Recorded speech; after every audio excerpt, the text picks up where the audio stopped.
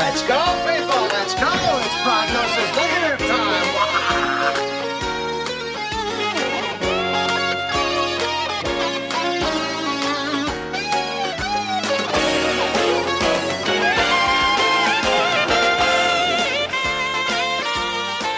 Hi, this is Eric. This is Sean. And this is Caleb. And welcome back to this Prognosis Negative, episode 43. Yes, I am on my commode and ready to rumble. Oh my goodness. I feel like we should have a higher number count at 13 years into the podcast or so. We're barely hitting 43. But apparently there's a smattering of many other offerings on the feed. So I guess here we are. And what are we doing? So, Caleb, this is Caleb's. Yeah, brief encounter. Roll the trailer.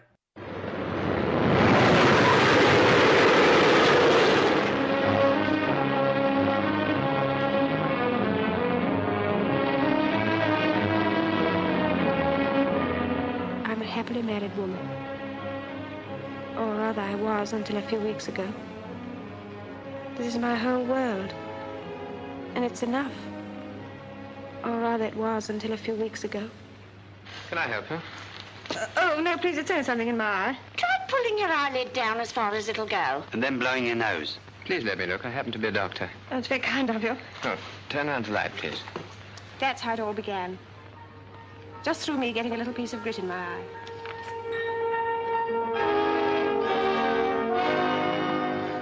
Are you going to pictures this afternoon? Yes. How extraordinary, so am I. I thought you had to be all day at the hospital. Well, between ourselves, I killed 2 patients by accident this morning, and the matron is very displeased with me. I simply daren't go back. What's she like, your wife? Madeline? Small, dark, rather delicate. How funny, I just thought she would have been fair. And your husband, what's he like? Medium height, brown hair, kindly, unemotional, and not delicate at all.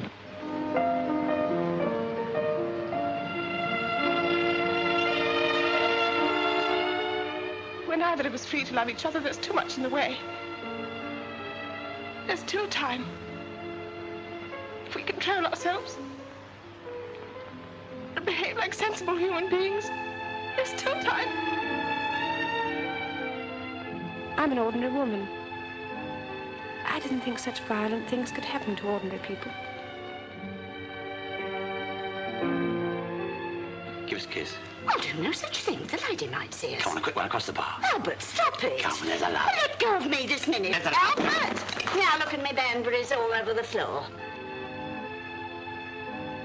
I want you to promise me something. What is it? Promise me that however unhappy you are, and however much you think things over, that you'll meet me again next Thursday. Well, Outside the hospital at 12:30. all right, I promise.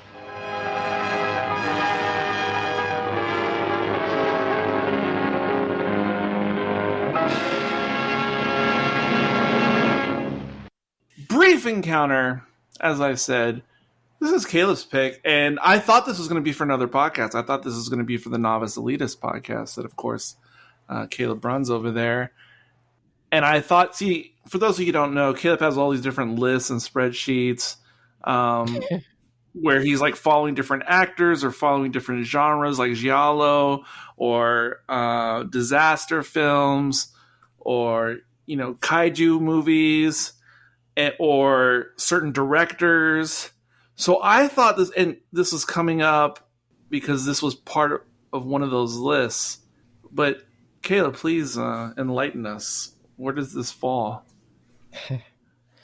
Well, if anyone recalls our 2 recent episodes, Journey to Italy and then Pit Stop, I referenced that both those films came from this big list that I made.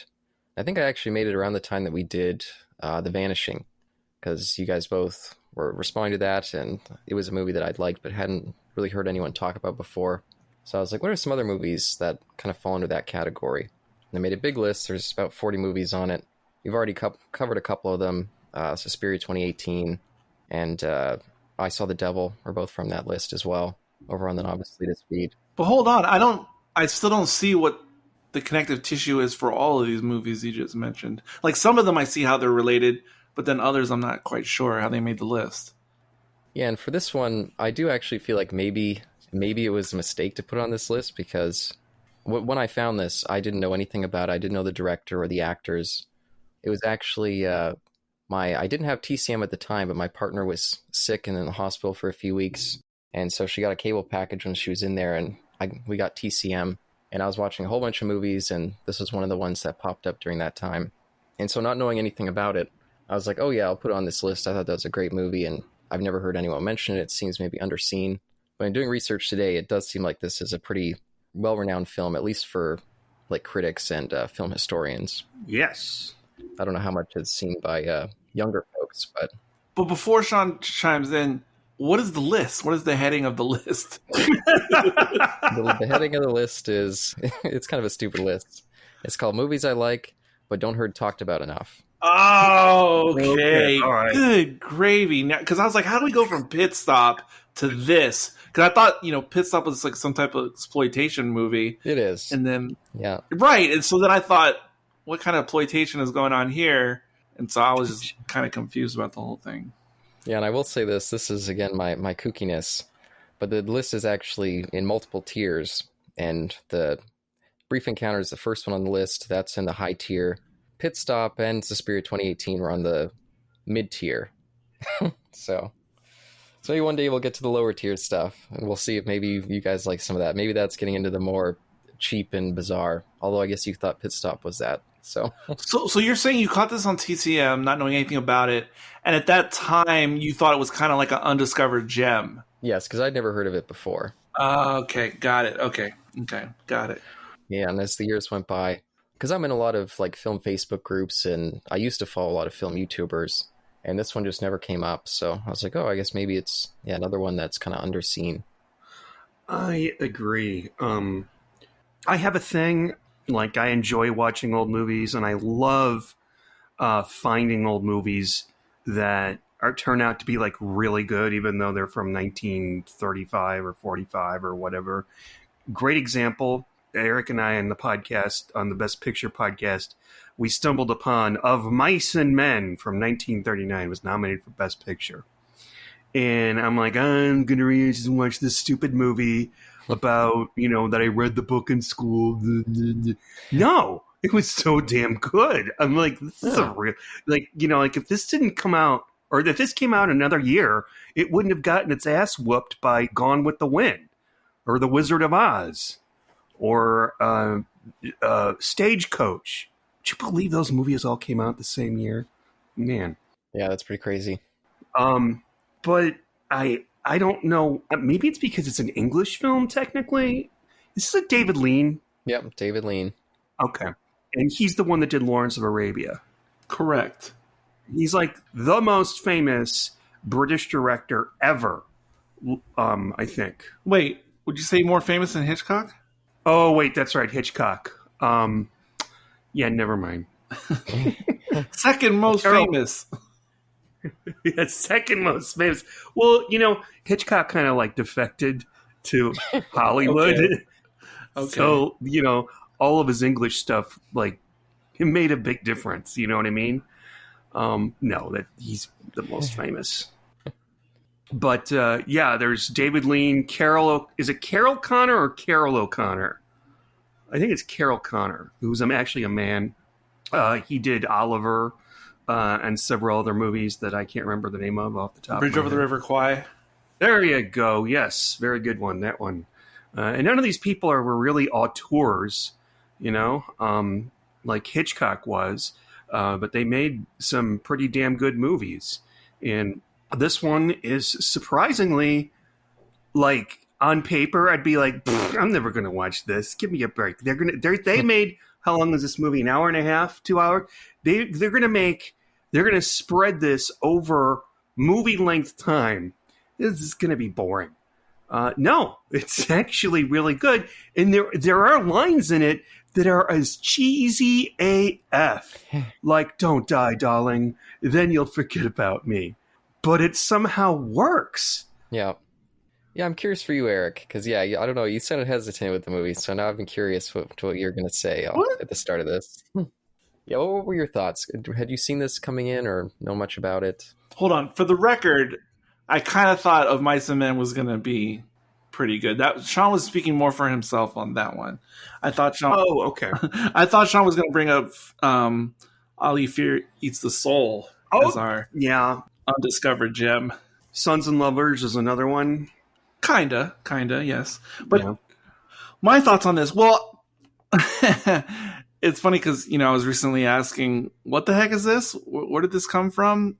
I forgot I had actually started watching it months ago when we initially were planning to record this movie. So I had actually watched like a quarter of the movie already, but that was like several months ago. I'd kind of already forgotten about it. But when I read the tagline the other day, and just by the title, Brief Encounter, I got a little excited because I was hoping to perhaps see some allusions or retro allusions to Before Sunrise, which of course is one of my favorite movies, and especially one of my all-time favorite romantic movies. So I was kind of hoping to spot some parallels between the two, but unfortunately, no, not really. Even though there's a few similarities, it's not really that similar to that particular movie. But that's what was pulling me in, and I was open to this. Absolutely, it definitely did seem intriguing, and I do take a chance on these types of movies, semi regularly. These random what look like dramas or rom-coms or melodramas of the black and white era. I will definitely pop these on randomly, like TCM or on the Criterion channel. So yeah, I went in with open arms. Well, what about the list, Eric? The list? No. So you enjoyed this? Yeah, I still don't know. It's still. Oh, was that part of the question? I thought you were just talking about like my initial feeling. No, yeah. Yes, I enjoyed this. Oh, okay. There was nothing not to enjoy. This just felt like right in my wheelhouse when it comes to like the 40s or 50s era. This was right in there. Something that I'd be prone to watch anyway. Nice. Yeah, and coming back to on a second viewing, I was. Yeah, once the movie started, I started thinking, oh, this does feel like Before Sunrise a little bit. So I was, I don't know, feeding on that energy from you. I hadn't seen that movie prior to when I first watched this. I didn't even know you'd seen Before Sunrise. And so I was also looking. Oh, yeah, I watched them sometime last summer, the three of them. Oh, well, news to me. Yeah, I remember we talked about it on an episode. I'm sorry. We were planning to do the three of them for ProgNeg. Yeah. I'm sorry, I just had a McConnell moment. I apologize. There you go. Yeah. I should cut in like 20 seconds of space. And what's interesting? This movie is just people talking in rooms and train stations, and but her journey throughout this, it's like she knows this is a doomed relationship. It's not going to go anywhere. No one is going to benefit from this. So she knows she's got to stop. It has to stop eventually, because there's no way they are going to break up with their respective spouses and run off into the sunset together. In fact, that would be a bad ending. I would be angry if that happened. But like the scenes where in the beginning of the movie, and we meet her husband, and we don't really know what's going on on a first watch, because remember, he basically breaks up with her and walks away, and she's stuck talking to that obnoxious woman, and he doesn't get a chance. He doesn't get a chance to say goodbye properly. It's just like, oh, okay, see ya, bye, and he like not grabs her, but touches her shoulder or something. It's not until later on that we realize what's really going on in that scene, and why when she goes home to her very nice husband, who I'm starting to feel guilty for her, because her husband is like nice, like he loves you. I mean, he's sweet. It's like, and she knows that. She feels the same way, but yeah. I do think they do a good job though, because she constantly wonders, like, how do you not see that I'm like barely here with you anymore? Like I'm this really troubled person. And yeah, he never really pays much attention to her. So you can see why she would have a void to fill, even though he is perfectly nice. Yeah. He's really not present as a partner as well. If this was set in modern day, they'd probably make him like he beat her up or something like that, or he was I don't know, like a goofy idiot or something that just says dumb things.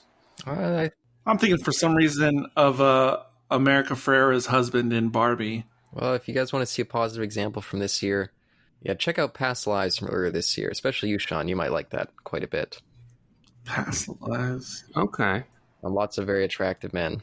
Okay, all right. But it handles just not exactly the same dynamic, but a similar one with a lot of grace for the husband character. Why do you presume that wouldn't be appealing to me? The more in terms of the very attractive men. Exactly, that's what I'm talking about. But I do love the device of that opening up at the end of their relationship, and where they've got such a weird dynamic, and then we get to the end. Even though it's still the same scene, it almost feels like their performances have changed, and it has such more of a depth to it. Yes. I think that's just great. Whenever that technique is utilized in film, it's always the greatest. When you can see the same event, but have a totally different context on it. Actually, well, of course, Tarantino does that a lot. Christopher Nolan does that a lot, actually. Even in Oppenheimer, he uses that technique. Yeah, it's great. Sean mentioned how the movie just seems kind of like talking in a bunch of rooms. And of course, this movie was based upon a stage play that I believe was written about approximately 10 years prior and was written by Noel Coward. And actually, the original play only had a duration of approximately 30 minutes and entirely took place in the railway station and no other location. That's interesting. Mm. So director David Lean actually expanded it out into all these other locations and other situations that we obviously see in the movie. So yeah, he really opened it up. Yeah, and I love the way this movie looks, and I love the way they light all the different locations, especially that kind of like I don't know if it's an alley or under a bridge right by the train station. Mm-hmm. I think that's just a beautiful little set there. It's a noir feeling, but it's not a noir movie. Yes, yeah, very much so. Yeah, it amazes me how much, because we've been watching a lot of the Basil Rathbone Sherlock Holmes, of course, they're on the same podcast feed. And this is the same era of time of filmmaking, yet you really can't see the difference between like an A-list and a B-list movie. Mm-hmm. It's remarkable because it's still the same concept, stages, sound stages, lighting, camera. Yet there's that looks much more impressive in this movie, but then there's also some interesting camera shots and framing here and there. And also, what always surprises me about many 1940s films I watch is how many, in terms of filmmaking, look superior to, let's say, 1960s movies in general. Like the 1960s in general almost seems like a step back in paying attention to all the little details of filming. But I'm speaking very generally. I know you can pick out specific things to poke holes in that theory, but I just mean just very generally, if you pop in a random A-list 40s movie versus a random A-list 60s movie. Yeah, and just a little bunny trail, as Sean would say. Did you guys see that movie I recommended to you guys on the 7% Solution feed there? The Bishop Murder from 1929? I mean, I saw the note, yes. Yeah, no, it's a, even though it's made in 1929, it's a stark difference between how it looks compared to the very low budget kind of B movies they're making with Sherlock Holmes 20, 30 years later. I'm definitely looking forward to it because I'm sure we'll probably do it for this feed in some form eventually. Yeah, so. Isn't it awfully nice to have a penis? Isn't it frightfully good to have a cock? Okay. Oh, just since you're singing that, this is kind of a stupid note. But throughout the movie, the score, I kept humming to myself a line from All By Myself. I kept... All by myself. As Those Days Are Gone bit. I kept... Every now and again, I would just sing that. Every time I hear that song, I think of Drop Dead Gorgeous. And I kept wondering, like, why is this song stuck in my head? Why is this score reminding me of that damn song? And then I looked it up after the movie was done, and I realized it's because they actually used the same piece of music, Rachmaninoff's Piano Concerto No. 2. It's the same basis that they used to create that All By Myself song, and it's a score for this movie. Huh. So I was very glad when I found that out, because I was like, okay, I'm not crazy. Because I was like, did the makers of that song like rip off the score to this movie? This is just weird. So, which would make no sense. Wow, I've got to. Yeah. I want to listen. It's kind of like when I found out in Inception they use the Edith Piaf song and they slow it down, and that's what you're actually listening to when they're in the dream world. Right. When I found that out, I was like, oh my God, my head just exploded. That's interesting. Huh. Yeah. But since we spend so much time just in the head of this lead character, I already can't remember her name. What'd you guys think about her? Because, yeah, it'd be very easy to come into a movie like this and hear her kind of just whining in her mind all this time, telling this story, while at the same time, yeah, seeing this perfectly nice husband who, at least at this moment, can tell something's wrong and is trying to console her, and she's really not letting him in. I think it'd be really easy for an audience to just have an instant dislike towards her and not want to sympathize. Wait, based on what facet, though, do you think would be the turnoff for the audience? Oh, the fact that we know that she has this nice husband, and Okay. she's telling this story about how she's cheating on him. Okay. You know, I think a lot of audience members have no sympathy for people who cheat. So Yeah, generally speaking, that this is a true statement, but she pulls it off yeah, in every sense of the word. there's a charisma, there's like a cute innocence to her, and then a kind of sadness when that, even though she's doing things that aren't innocent, she still carries that almost girlish kind of vibe to her. She carries the screen on her. There's the scene where she runs out on the train platform, and you think for a moment that she's going to commit suicide. And I think that was what was in her head. And by golly, that actress actually holds the screen. After she does that, she stops, and we get a close-up of her face, and she holds the screen for like 20 seconds on her own with nothing but facial expressions. And it's really good. Yeah. There are still moments in her performance that are a little bit, 1940s-ish, if you know what I mean. I don't know. Yeah. You know what I mean. It seem a little bit dated, but... I think I know what you mean. Yeah. Yeah, so, I watched this on the Criterion channel, and, they had the special features on there as well.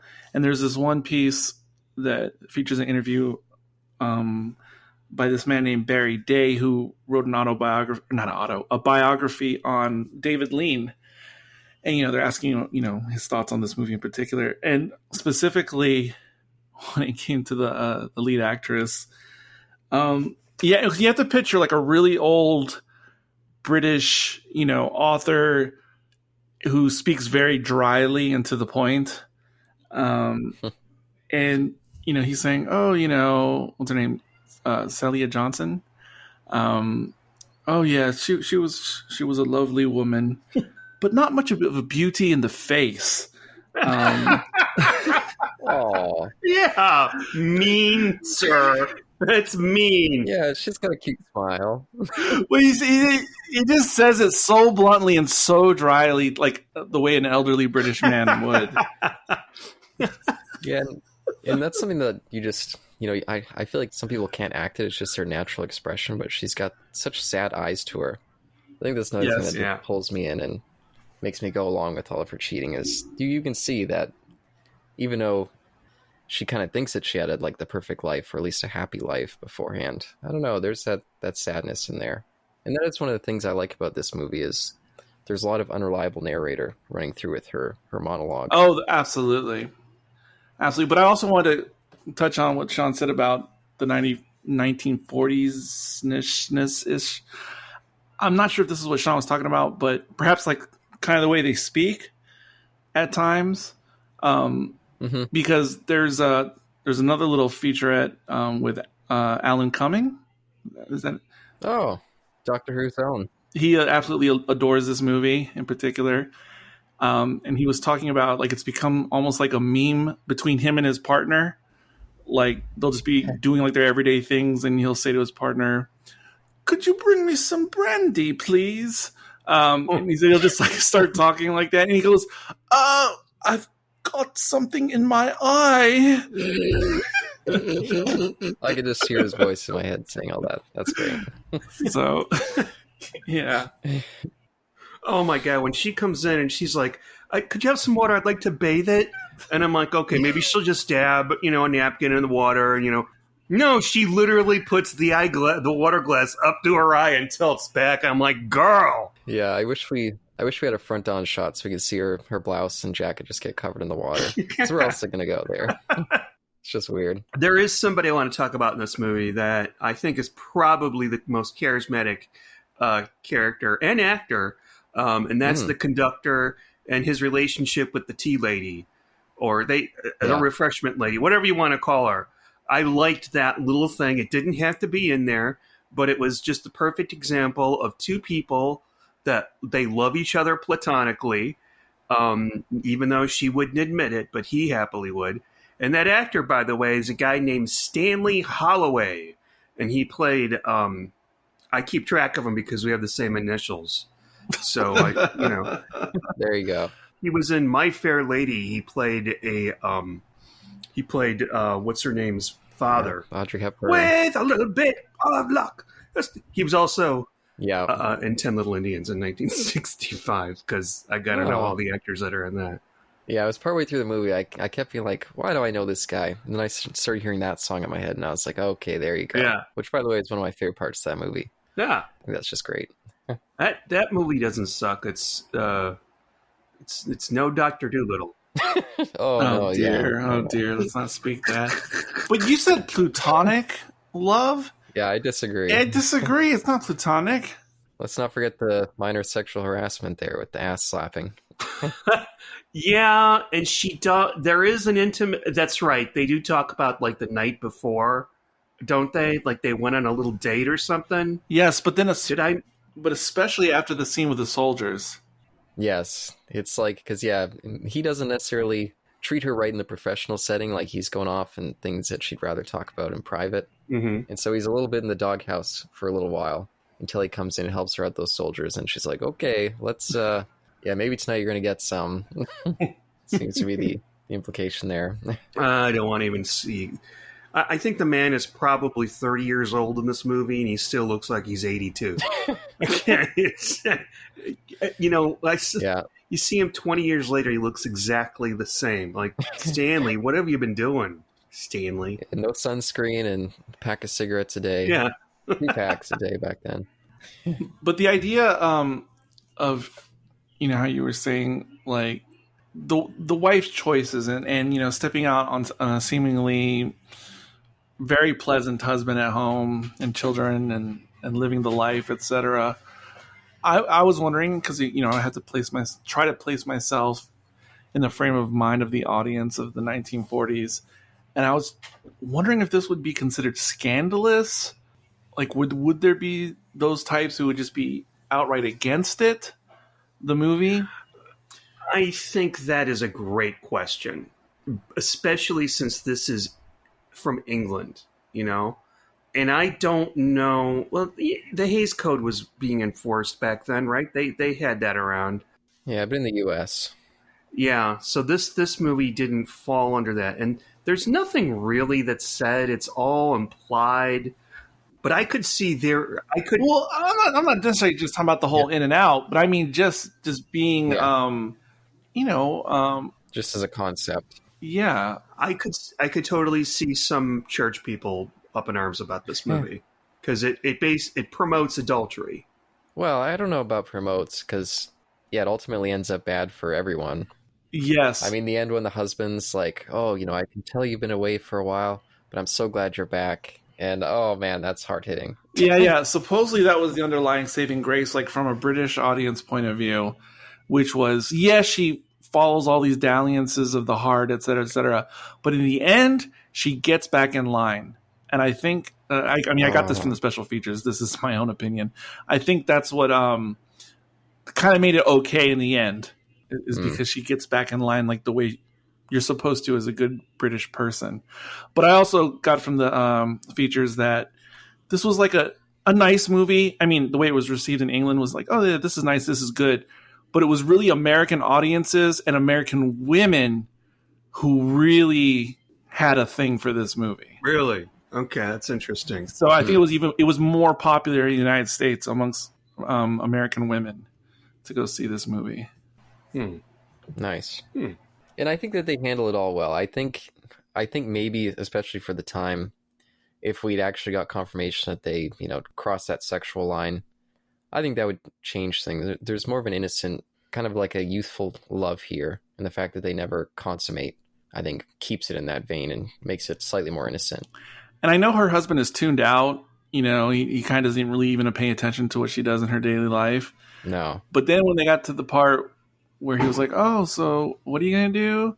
And then when she was talking about, I'm going to meet up with a friend. Oh, he's a doctor. And that's where I was like, okay, come on. You have to have a pulse. Like husband. Like, oh, I love that. Because before that, during their first kind of date, she kept getting all these minor warning signs, but she never listened to them until she started to think after the date. Like, is he going to go home and tell his wife about this? And that was the first time when she was like, oh, crap. Maybe we just did something wrong. And then, trying to take some control of it and maybe a cry for help from her husband. And he just gives her nothing at all. And it's just like, okay, well, if that's what it's going to be, then I guess I'm going to proceed. But I felt bad for her in that moment because it did feel like she was almost begging him to notice her there. Just nothing. And I was trying to think, I feel like there was something else that me and Eric talked about recently that had a similar thing with the husband and wife, but I couldn't put my finger on it. Yeah, I feel like there's a lot of things like that. I have trouble remembering myself. There may have been actually some moments like that in Journey to Italy, because they also had their events with. Yes, they did. Yes, they did. I forgot. Yes, they did in that movie as well, because that was the woman who was, she wanted to move on from her. Yeah, from her static relationship, her stale relationship. Oh, so I guess that is a minor theme, I guess. Here you go. It's a good thing we did on this feed. These two kind of pair up. Yeah, they actually do. The director, David Lean, in an autobiographical film documentary that he made himself in his later years, he said about this movie, he said the first time he watched the movie in full, he happened to be in Rochester, England, and he said that was kind of like a seedy neighborhood at the time. And he just slipped into like a regular screening. And he said during the movie, the first time the two leads had like a romantic moment in the movie, a woman in the theater just like burst out laughing. And then the second time that there was another romantic moment, like she laughed even more.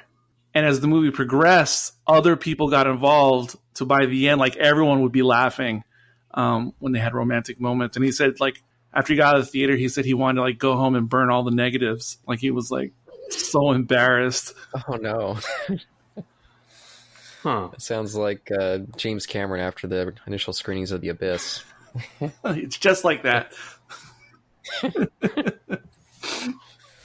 Oh, that's funny. Well, I can see some little bits of humor here, but no, I don't get that. But I did want to talk about their first kind of date, which I think is very sweet. I think their chemistry comes out very quickly during that first date. And I like how, like, maybe she can see something because, like, she insists on them always paying for themselves. They make a big point of that. And then by the end of the date, she's letting him pay and not even thinking about it anymore. She's just having such a good time. I thought that was kind of a subtle way of her showing her falling into the comfort of it and maybe not recognize the danger. Yeah, absolutely agree. But I thought it was really cute with the one with the glasses that they were making fun of together, then just happened to be at the movie. I thought that bit was funny. Mm-hmm. At least maybe that's what got that lady going. But and the little things like that. That's couples 101. People watching and making fun of people. Like, there's that great scene in Annie Hall, a film I know both of you enjoyed tremendously, where the two of them are just sitting there in the park, and like Woody Allen says something like, "Oh, there's the winner of the Truman Capote lookalike contest." Yeah, that was a good bit. That's my favorite part of that movie, if you recall, is them people watching. Yeah. And I did like as well the note of, because she keeps telling herself in the voiceover that, I didn't think of anything of all this. Even though I'm pretty damn sure she was genuinely concerned at the time, like recognizing what was happening. Like she even mentions like he puts his arm around her as they're walking, and she was like, "Oh, I didn't think anything of it at the time." But then in the actual dialogue, once he does it, she immediately asks him like, "Oh, what's your wife like? Let me tell you about my husband." Like is maybe trying a way to remind like, "Oh, we're stepping over some bounds here." Lots of little fun little bits like that. I wonder if he even had a wife. I think he did. Oh, that's interesting. Yeah, I think so too. I think he did. Yeah, that would make more sense because then he would have... Yeah, well, he knows the relationship is doomed too. Yeah, that makes sense. I will say though, on this second viewing, like just the way they frame a lot of the shots with him, where he's a lot of times, of course, he's taller than her, but a lot of shots, especially when he's trying to assert, pushing for the relationship when she's pushing against it, he's always higher up. And yet there were some moments where I was kind of like, yeah, he feels like he's a little manipulative with her such an innocent quality. And like when he first tells her that he loves her, and she's like, "Oh, don't say it." And once she says don't say it, he says it like 3 more times in a row, just to be like, no, don't speak. And a couple of bits like that. When she first tries to break up with him, tells him to leave the restaurant, he refuses to go, and it's like, okay, we're gonna break up, but not right away. Let's give it a little bit longer. And then she's like, "Oh, fine." And I even thought it was sad when he was like, "Could you really leave me?" And she's like, if you'd help me." I was like, "Oh, damn." I've been there. Mm-hmm. Wait, which part were you? I've been there in both parts, but mainly the woman's part. Wow, you had a partner say, "Could you leave me?" And you're like, "If you help me, bitch." Damn, no.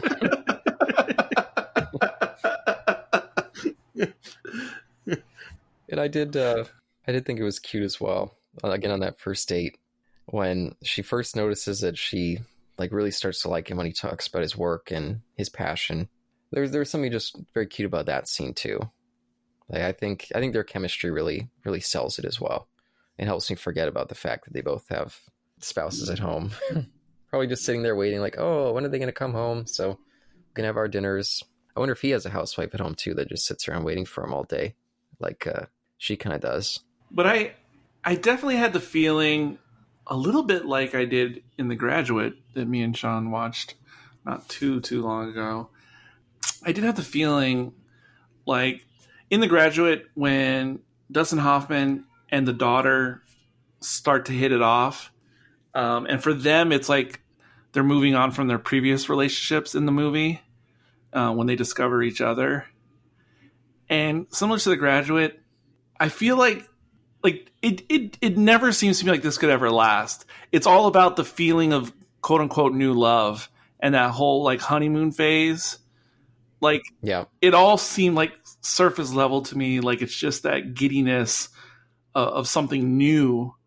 But like I said in The Graduate, like I don't think they're gonna like stand the test of time. And I couldn't really see these two seriously. Like it no way. It's just this dalliance of the moment. Yeah. You mean a brief encounter? Oh, there you go. No, I totally agree. Yeah. Yeah, they really don't know each other, and then immediately he's jumping on, "Oh, I love you." And maybe I wondered if that was just a difference of the times, or if, yeah, it was just, maybe we're supposed to understand that movie love back then was the same as infatuation. Right. Or fixation for the two of them.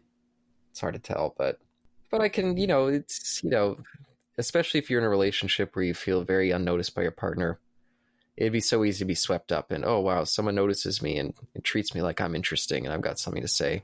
Her husband, he'll ask her about his day, and he'll just be doing his crossword in the background, like half paying attention. Like that's no way to live, really.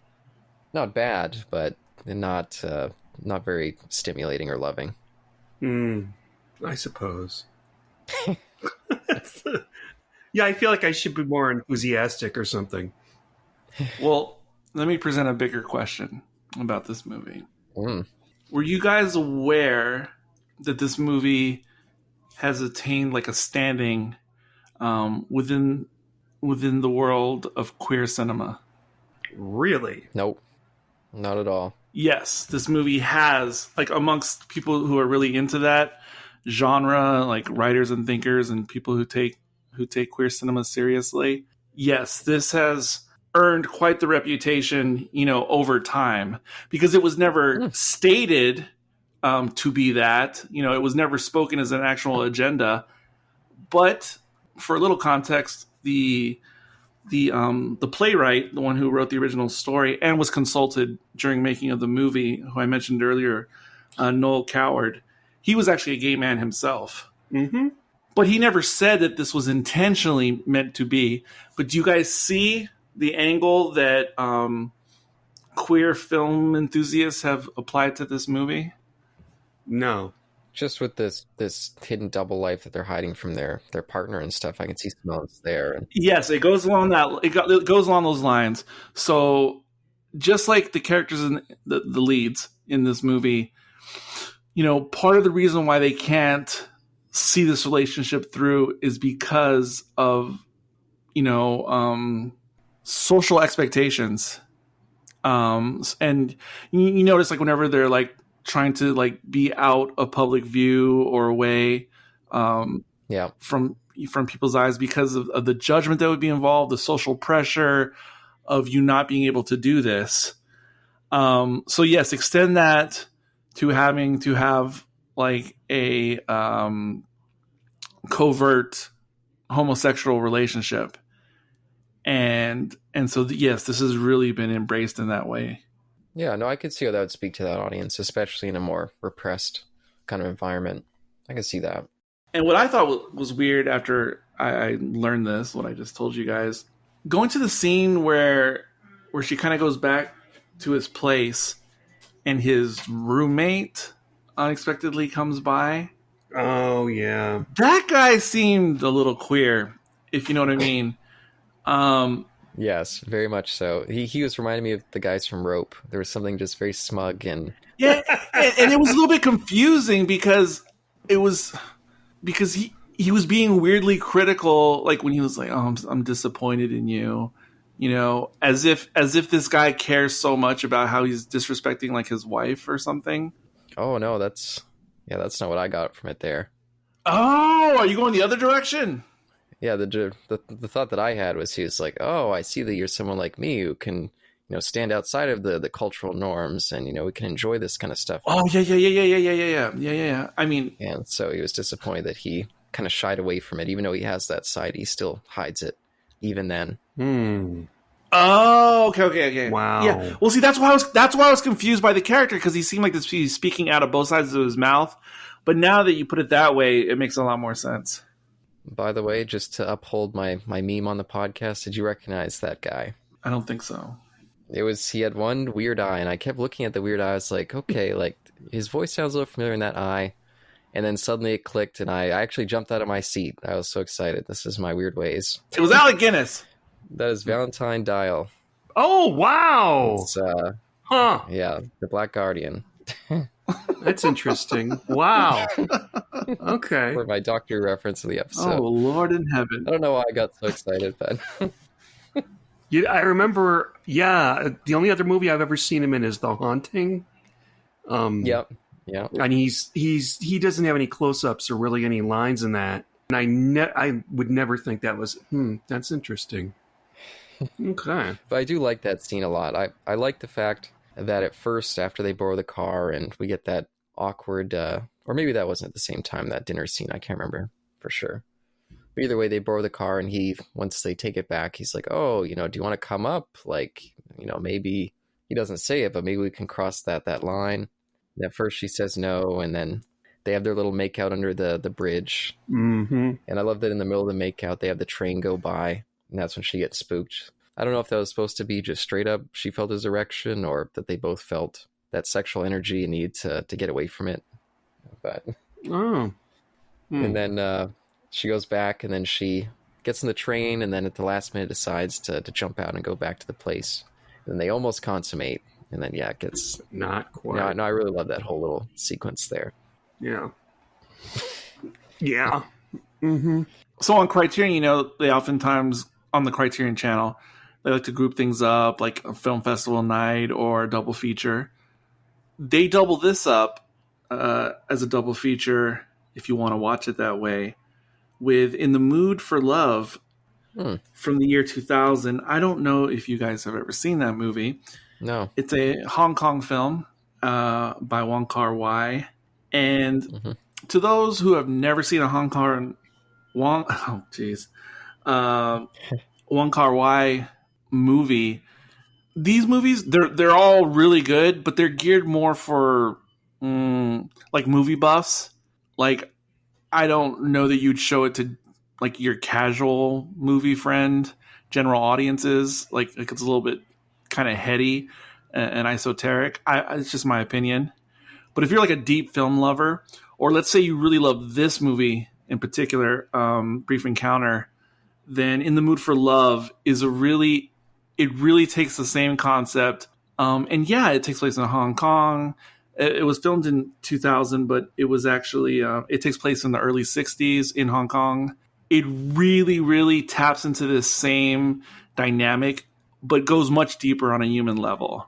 So if this is like really something you're into, then you would really love that other movie. It's the whole thing. These two people who are away from their significant others, and this whole will they, won't they, what's the deal type situation. Oh, that sounds interesting. Yeah, that's your thing. Some things I noted just that had to do with like time period stuff. Something I actually noticed in Rachel that I also noticed in this movie. Did you see any connection at all? I mean, it's a small thing, Sean. No. It's a small, like, inane detail. But it stuck out to me in Rachel, and I was going to bring it up when we covered that movie on Best Picture. But I noticed how back in the day, if I said, hey, Sean, could you go get me some chocolate? He'd probably reply, oh, milk or plain. I noticed that was, I guess, kind of the norm back in the day. Because they make the same mention in Rachel, which was from 1968. Yeah. And I noticed that reference here, and I had to look into it, and all that really meant back in the day. If you said it in modern vernacular, it would be like saying, "Do you want dark chocolate or milk chocolate?" Because they called dark chocolate plain chocolate. Okay. Back in the day, interesting. So I just noticed that. Yeah, which is interesting. It's a slight cultural difference in how long, I guess how new milk chocolate might have been. Yeah, well, and especially, I guess, back in the day, it's this way now, but people don't speak of it as much, or they just don't care. But plain or dark chocolate was always considered much more healthy, and milk chocolate unhealthy. So that was the big deal back in the day. Oh, yes. Like milk chocolate was an indulgence. Yeah, my family were very health conscious type of folks, and yeah, they would always be pushing dark chocolate on us. I never liked chocolate in general, so I didn't have to deal with it as much. But was man, it's so bad. I can't tell which name is the actor name and which name is the character name when I look at the cast list. Celia, that's her name. Or Celia. Celia. Was it just flirtatious talk? Or is that just the way it is? Was it when she was driving, when she said like she could never tell her left from her right? Oh yes, the boat. Yeah. Oh yeah, driving the boat. Is that just flirtatious talk, or does she really mix that up? Oh, I used to mix it up before I started driving all the time. Okay. Yeah. I'll accept that. And then at one point, a character says to another, "Oh yes, like we did that last Thursday week." Yeah, I noticed that. And I was like, "Whoa, that's a new one." I mean, what I thought was weird about that too is because they missed a Thursday in between. So I was like, "Is that how you say it 2 weeks ago?"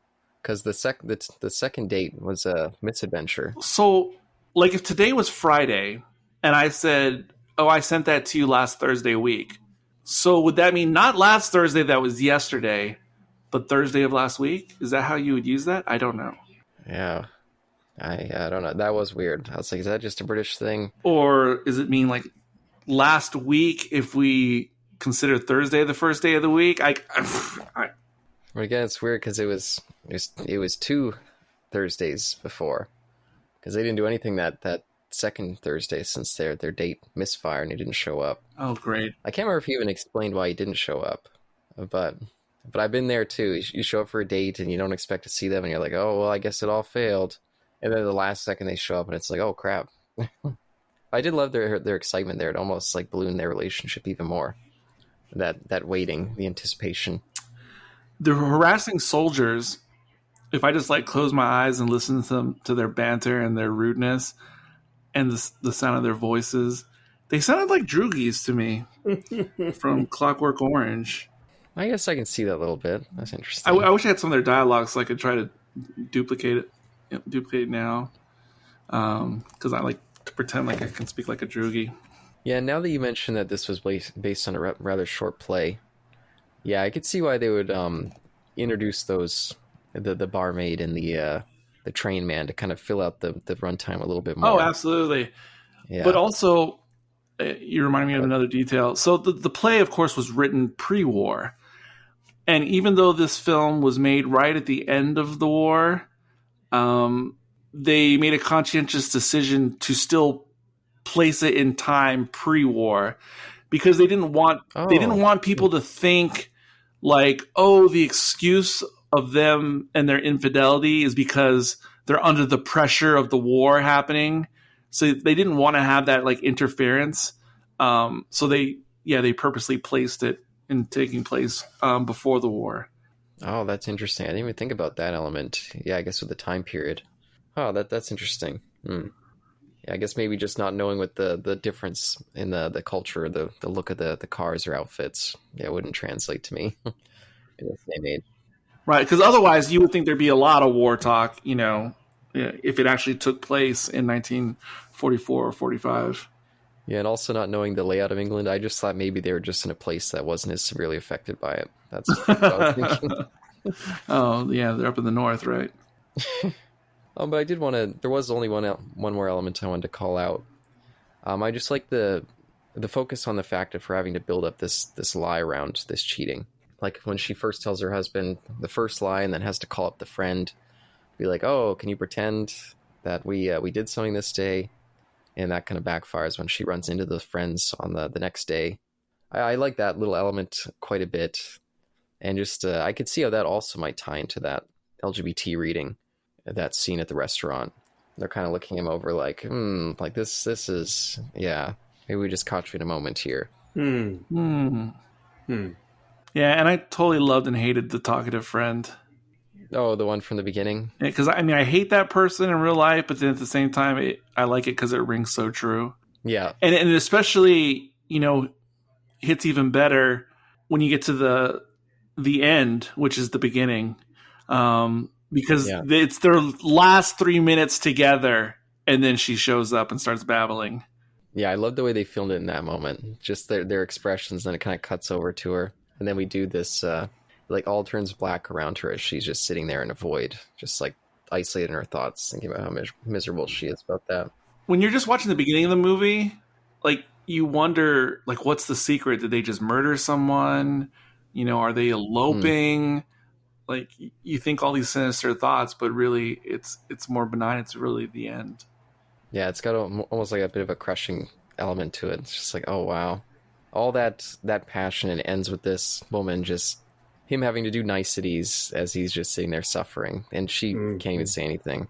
Mm-hmm.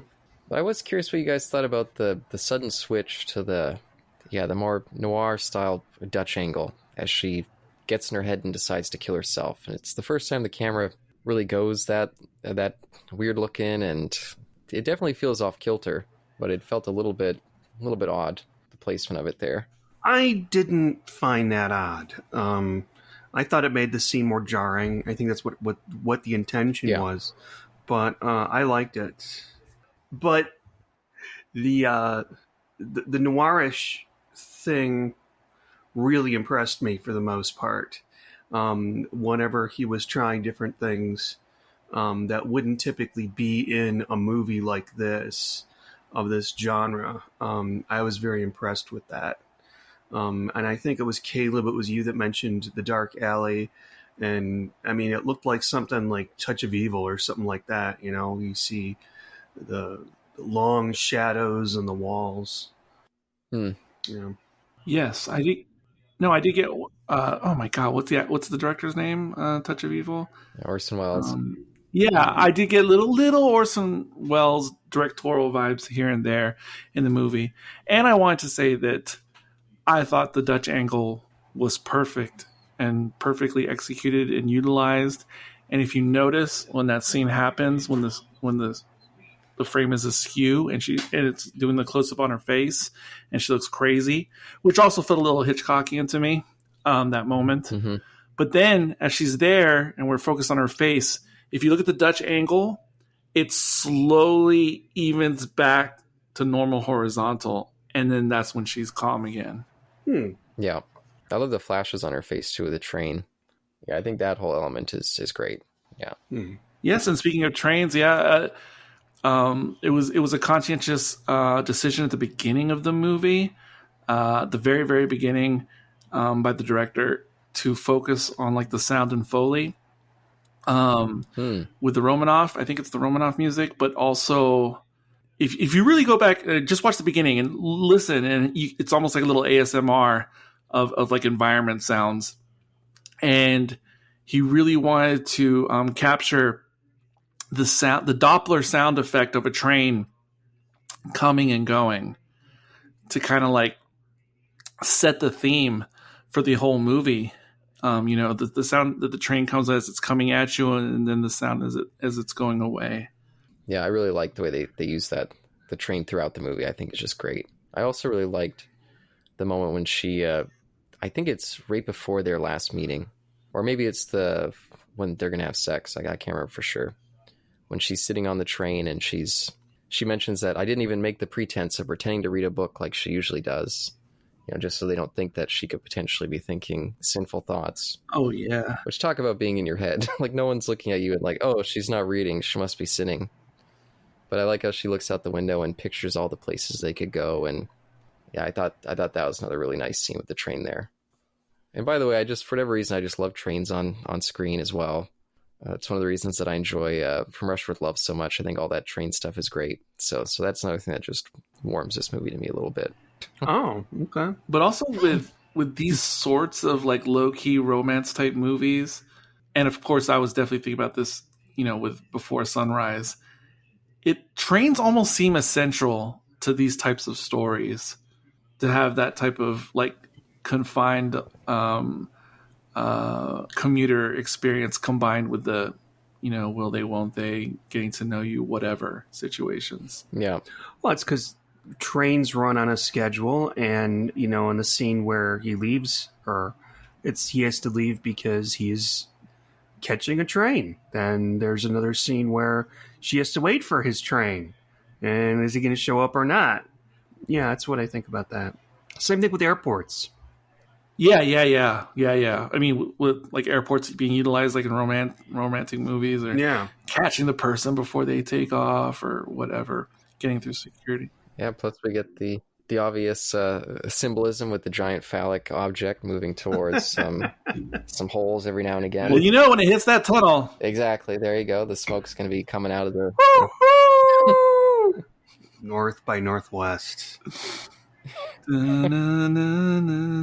can't do that humming. I can't do that theme humming. Oh, but that's all I got. I'm tapped. I got one more fun fact before we get into rating it. But so as I said, Coward, the playwright. I'm like, who are you calling a coward? I know. I laugh every time at his name. I just keep. He was very involved, even during the making of the movie, to the point that while they were shooting the movie, Coward was like abroad, like in India or something, or doing who knows what. And they said that they would actually send him wires saying like, hey, we need some dialogue for this type of situation that will last for about 30 seconds. And that he would pen that and wire it back, within a day or so to production. Wow. And he would even include notes that were as, by the way, if you want to make it 27 seconds, then I want you to cut specifically these words. Huh. So he would, yeah. And that was like blowing my mind. Yeah, that's cool. That you would be going through these lengths, like telephone existed, but you know what I mean? Like being able to page someone like immediately. Just wild that they'd go to those lengths. No, that's cool. That's cool. I had to look him up just now. I just wanted to see what Noel Coward looked like. Yeah, I actually don't know myself. Hot or not? Oh, he wrote Blythe Spirit. Okay. Interesting. Oh, He wrote the song "Mad Dogs and Englishmen," "London Pride," and "I Went to a Marvelous Party." I guess he didn't write the penis song. I don't think I know the penis song. Yeah. It's from Monty Python's Meaning of Life, and I got it. I got a CD, a Monty Python CD, and it had songs from all the different sketches and stuff, like the Lumberjack song. And in The Meaning of Life, there's the scene at the end with Mr. Creosote, and it's in a restaurant. Yeah. And there's this man on the piano in the beginning of that scene before Mr. Creosote walks in. He's playing, "Isn't it awfully nice to have a penis?" Well, on the CD, it said the penis song, and then or something like that. And then it was in brackets, in parentheses, it said a Noel Coward song or something like that. So I'm like, isn't it frightfully good to have it on? Do you think it was like a gay? I guess like a gay reference. Huh. Yeah. Even though I've seen that film several times, I always fast forward that scene. I've only seen that scene maybe twice because I've got big food issues. Yeah, so that's why I just did not remember that piece. It's disgusting. Yes. Yeah, it's really gross. Yeah, I can't do it. Just like if you saw Triangle of Sadness from last year. No, not yet. Oh, okay. There's an extended vomit scene in that. And I made my rare... I usually will hold my having to pee when I go see a movie in the theater, but I was like, I'm just going to go out for a little while. And I stood outside until I stopped hearing the vomiting, and I went back in. It's just too much. Sounds delicious. Isn't it awfully nice to have a penis? Isn't it frightfully good to have it on? Okay. All right, are we ready to rate this? Yeah, this sucker, as you just say, this fucker. Wait, what? I don't know. That sounded so weird the way you said it. And I always say sucker, I guess. I never really realized it until you said it awkwardly. Yeah, I don't know what's going on there.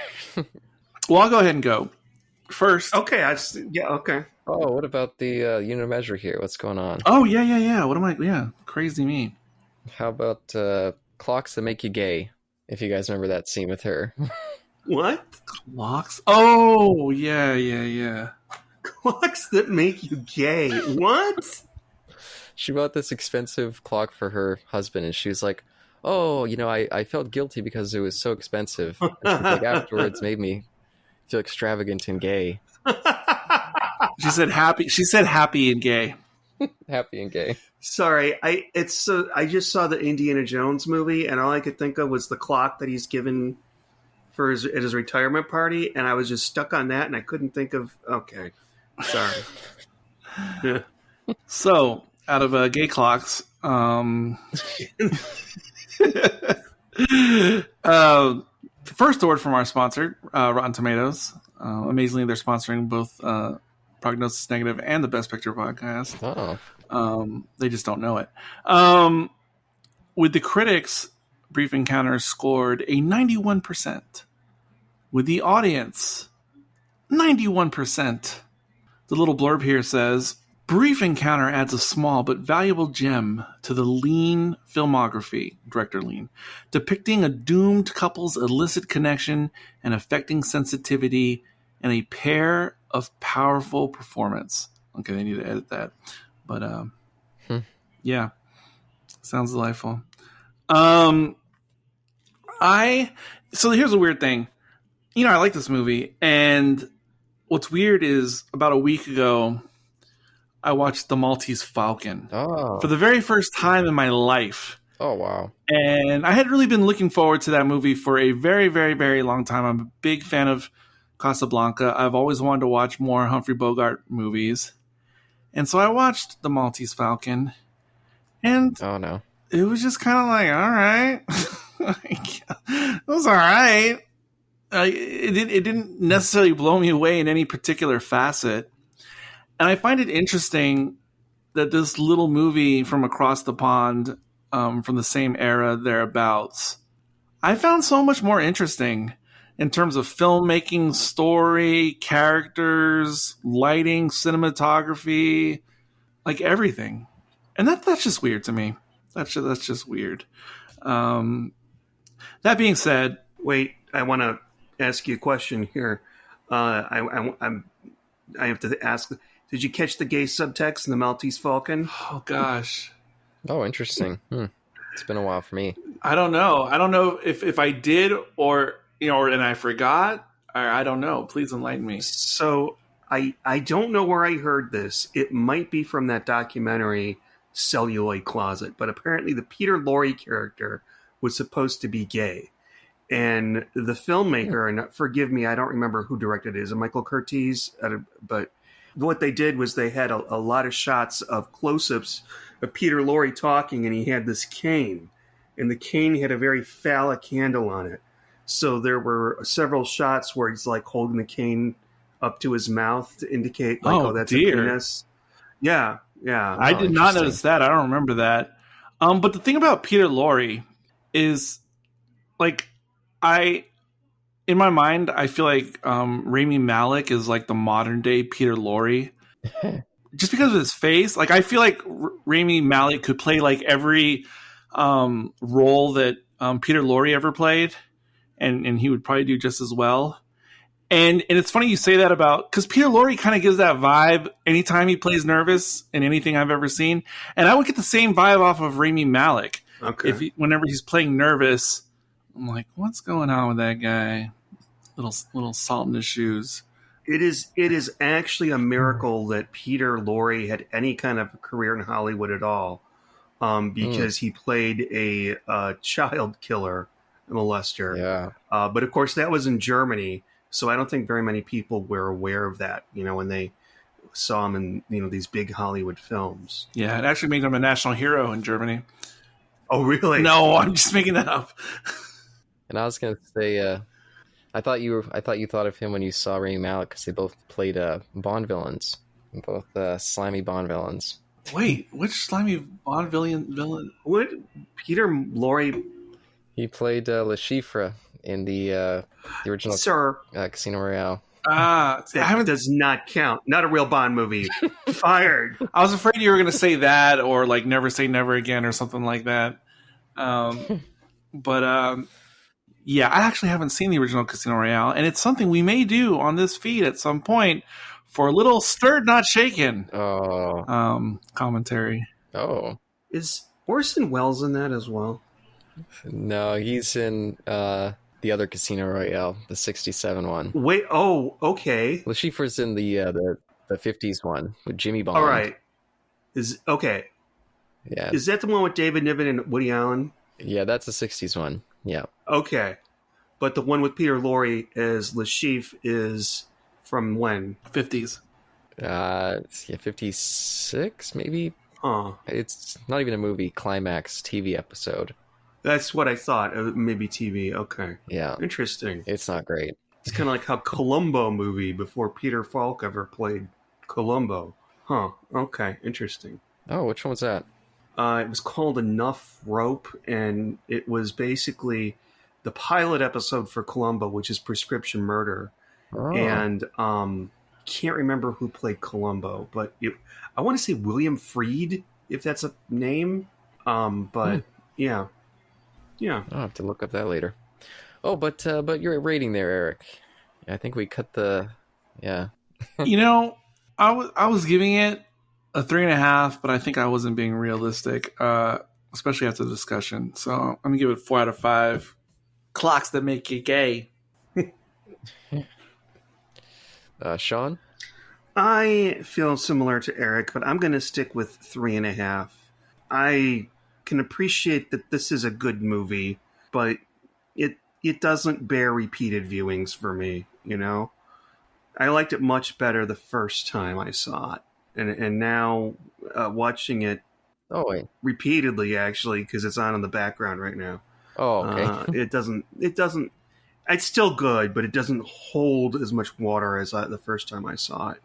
Now, just for clarification, are you saying that you watched it before the review, for another occasion, or? I bought it on DVD because I knew it was in the 1001 Movies book, and for some weird reason I was like, oh, I should I should just buy the ones that they have. The Criterion Collection has on DVD, so that's why I bought it. And something happened with the wrapping, and the top of the box is sticky. So when you pull it out, Brokeback Mountain comes with it, because that's the next DVD in the thing. That's what she said. No, sir, that's what he said. Oh dear, sorry, children.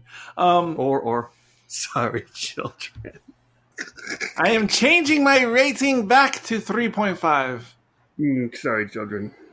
I'm keeping mine at 4. I actually liked it more in the second viewing for me. Yeah, I feel like a lot of some of the subtleties with the different characters, and actually Eric mentioning that potential gay subtext, I think fills out some elements that I wasn't too sure about either, such as the Valentine Dial character. Because, he does have kind of a weird placement in the movie. I wasn't exactly sure what they're doing with him. I found him quite interesting, but I wasn't sure. But that reading makes that a little bit more interesting. And I think the chemistry's great. I love the look of the movie, and it's just overall really fun, kind of tragic love story. Maybe not fun, but impactful tragic love story. And I think I appreciate those more than just regular love stories. So I very much enjoy it. Okay, makes sense. All right, that was thoroughly exciting. Are you gonna get closing thoughts? Closing. Yeah, this is the Mitch McConnell night for Eric. I have no idea what we're doing next time for Prognosis Negative, the mainline shows, but I'm sure it'll be great. Yeah, I know Sean said he wanted to do Mother, and we still got that Time Machine remake somewhere in the offings. What? I didn't know that was serious. Oh, I thought it was. I mean, I'll do it. I just, it's just, we do these so infrequently now. I hate to waste a quarter of a year on the remake of the Time Machine, but I'm always game. All right. Yeah. So, closing out the show today, this is Eric. This is Sean. And this is Caleb. And until next time, the balcony is yours.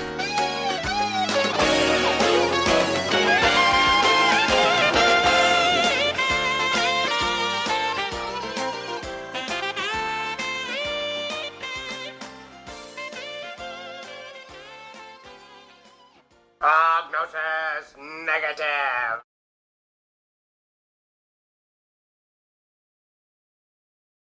Sorry, I don't know what I'm doing. Roll the film. Yeah, this is Hammered Horror, we'd say, and let's run a little bit of the trailer. But we'd all do one piece at a time. Well, it's just every time I watch Joe Bob Briggs, I feel like me and Sean could do it. Possibly even better. But anyway. Yeah, could you be Darcy the Mail Girl? Huh? Darcy the Mail Girl. Yeah. You could like dress up and I could do that. Make me cry with Christmas letters from fans. Yes, I could do that. Yeah. I could do a lot of things.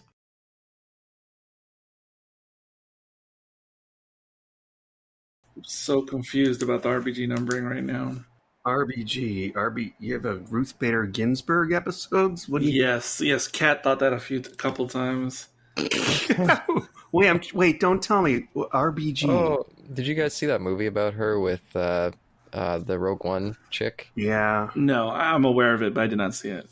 Boring. Yeah, it felt like any other kind of by the numbers biopic where it's like, oh, we read a... I hate those types of movies. We read a Wikipedia entry, we made a film of it.